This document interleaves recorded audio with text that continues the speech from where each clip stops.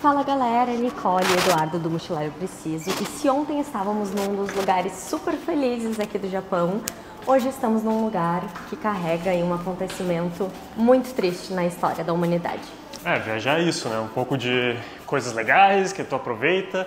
E pra gente que gosta de história, né, também tem muita história triste que aconteceu ao decorrer da humanidade. E é importante a gente visitar esses marcos, que esse aqui que a gente está vindo hoje, com certeza é um dos maiores acontecimentos da história da humanidade, sem dúvida nenhuma. Então a gente pegou o trem-bala lá de Kyoto, onde a gente está hospedado, e a gente veio passar o dia em Hiroshima. E eu aposto que não tem ninguém vendo esse vídeo que não sabe o que aconteceu aqui em Hiroshima.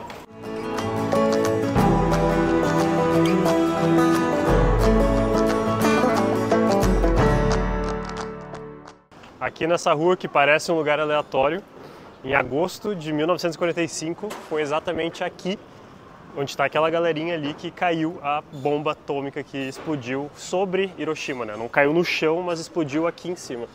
Então eles chamam de hipocentro. A bomba explodiu a 600 metros acima desse ponto aqui e expôs as pessoas que estavam nessa área a temperaturas de 3.000 a 4.000 graus Celsius. Então todo mundo que estava aqui na volta morreu instantaneamente, né? A bomba explodiu às 8h15 da manhã. Esse prédio, que tem como característica esse domo, foi um dos poucos que ficou em pé após o impacto da bomba aqui na região.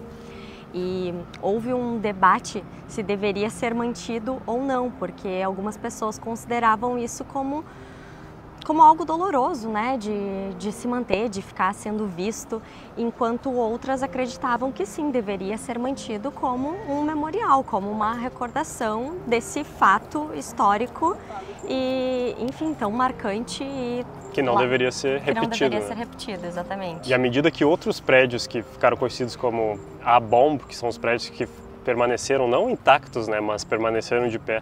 À medida que outros foram sendo derrubados e destruídos, esse aqui foi ficando e em 1966 decidiram que sim, iriam manter esse prédio aqui como uma lembrança justamente dessa memória tão dolorosa, mas que não deveria se repetir novamente, né? E eventualmente ele virou patrimônio histórico da humanidade e aqui é agora algo que sempre que tu vai pesquisar Hiroshima ele vai aparecer e é um ponto muito visitado para as pessoas que querem conhecer mais essa história.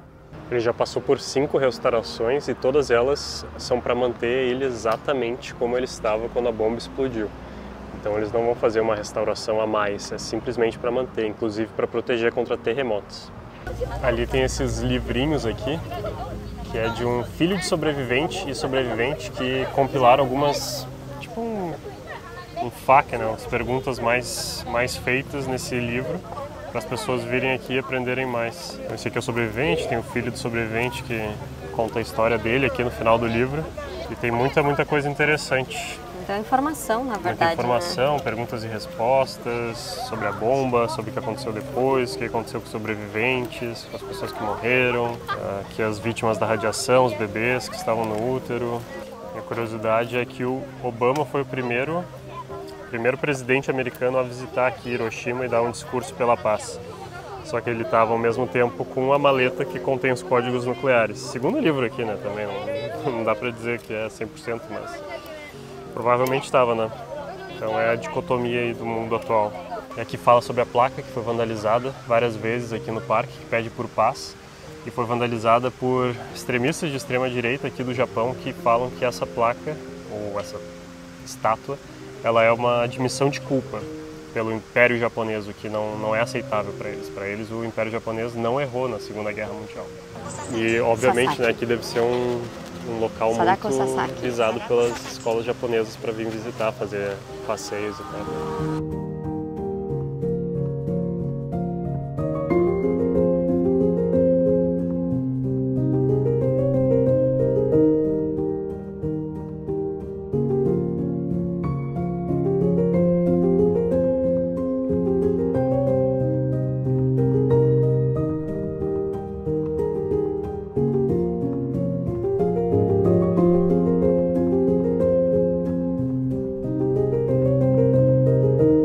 Essa estátua em homenagem aos estudantes que morreram, eu acho que as pessoas fazem os 1000 tíssuros e penduram aqui. Então cada bunch desses, cada cacho desses de tíssuro, eu imagino que tenha 1000. Porque tem vários diferentinhos assim, né? Que dá pra ver que são feitos pelas mesmas pessoas.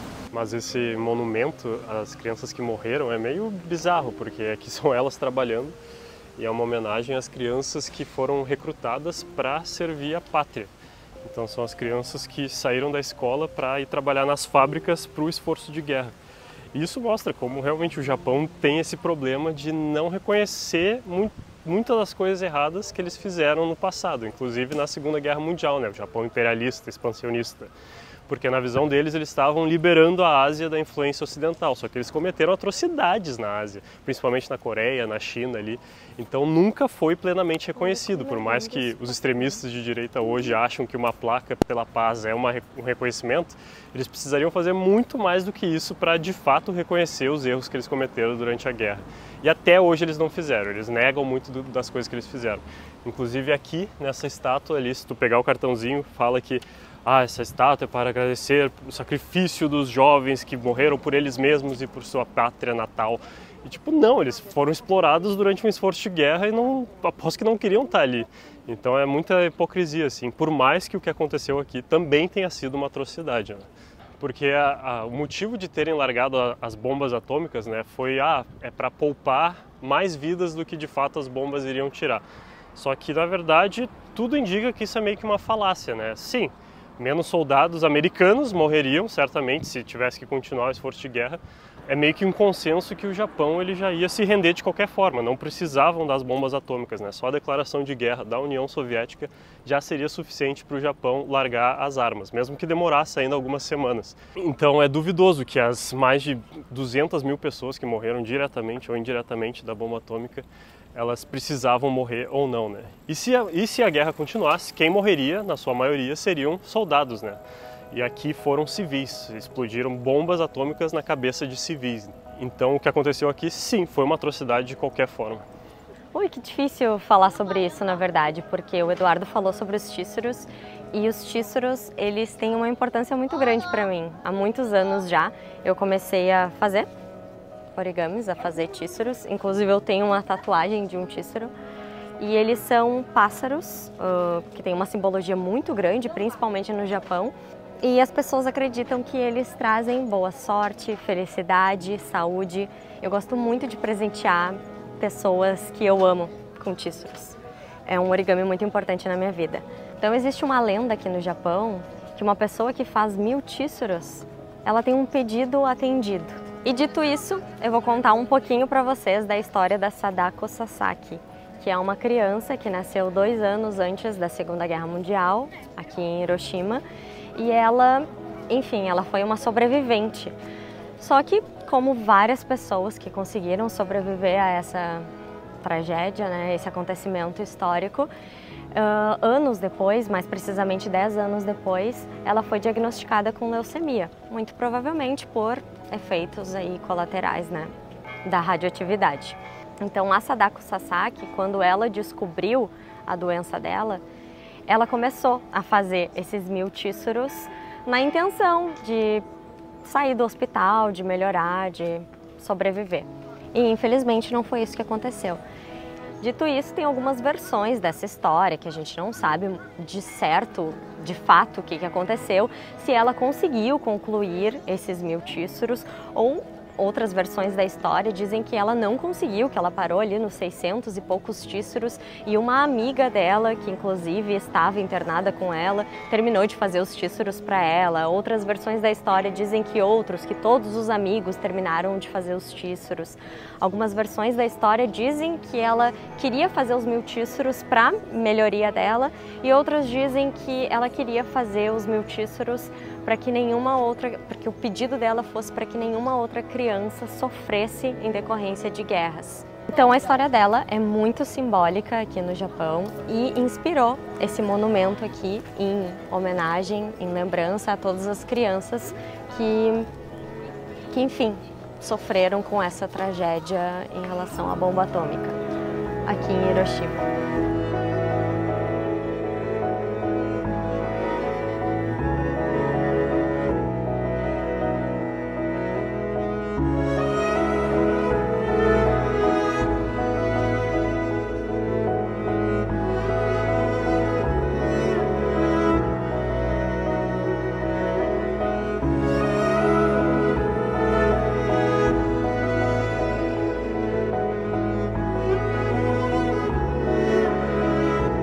essa chama aqui, ela arde até o dia em que não existirem mais armas nucleares no mundo.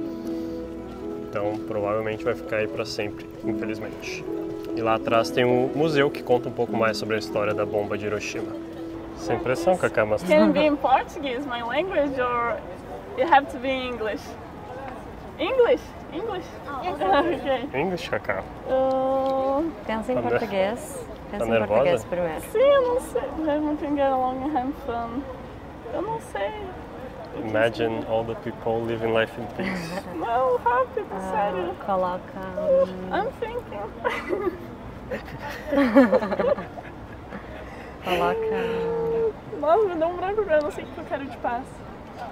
Eu vou desligar a Children câmera. are happy. As crianças da escola japonesa perguntaram para Cacá de onde ela era. Ela marcou ali que ela era do Brasil e ela recebeu e ela contou que eles estavam entregando mensagens de paz. Nossa, então será que vão distribuir a minha mensagem de paz? Talvez, não sei se eles estão alguém repassando. Alguém vai receber. E não vai entender minha letra. E deram um título para ela, olha que lindo, que simbólico. E a Cacá demorou 10 minutos para escrever uma Pra mensagem de escrever uma paz, mensagem de paz. representando o Brasil. Branco. Acho que ninguém esperava um lugar tão lotado. Tá muito lotado. A gente nem vai conseguir mostrar muita coisa porque tem imagens bem gráficas aqui. Eu não sei se dá pra ver na câmera, mas ali tem a sombra aqui nesses degraus de uma pessoa que estava esperando o banco abrir. Então essas pedras aqui eram de um banco e que morreu instantaneamente no momento que a bomba explodiu, vaporizado. E aí ficou marcado na pedra o lugar que ela estava sentada. Eu quero que vocês reparem no silêncio que está nesse lugar, mesmo estando cheio de pessoas.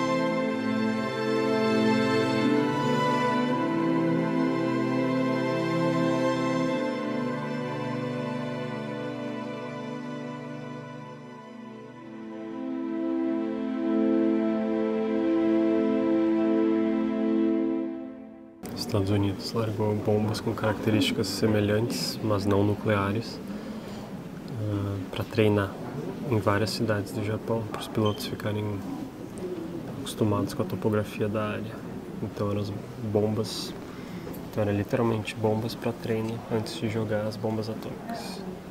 Um cubinho desses de 1 kg de urânio foi o que causou toda a explosão que aconteceu em Hiroshima. A bomba que caiu aqui era menos potente ainda do que a de Nagasaki, embora tenha matado mais pessoas, porque atingiu a área em cheio. Eles erraram a de Nagasaki e também Nagasaki era menos populosa, então Hiroshima foi onde morreram mais pessoas. Essa foi a que caiu em Hiroshima, a Little Boy, e a Fat Boy foi a que caiu em Nagasaki. E são seres humanos para a escala. Museu bem impactante pelo silêncio, pelo ambiente, pelas exposições, né? Muita coisa que a gente não pode mostrar porque são coisas bem gráficas mesmo. E eu não esperava a quantidade de pessoas dentro do museu, fiquei realmente impressionada. E também fiquei impressionada a forma como eles retrataram, né? No sentido ali de imagens bem explícitas e mostra muito dos assim. efeitos da bomba. Aí conta também a história sobre a criação das bombas atômicas, o futuro, o que esperar do futuro e as bombas atômicas. E também conta a história dos sobreviventes também, né? Como eles foram estigmatizados depois. Além de sobreviver a esse atentado, eles também tiveram uma vida muito complicada depois, tanto pelas sequelas físicas quanto psicológicas do trauma e também do preconceito que eles enfrentaram aqui dentro do próprio Japão. Então, muita gente que não tinha sido vítima da bomba tinha medo de se relacionar com eles. Muita gente não queria admitir que era sobrevivente justamente por medo desse estigma. Então, é uma história muito triste, mas que precisa ser contada e que foi é muito interessante saber mais sobre, né? É justamente aquilo que a gente estava debatendo até em questão em relação deles terem deixado o prédio ou não. Pelo menos para nós que não vivemos aqui, né? Nós vemos a história com uma outra perspectiva, talvez.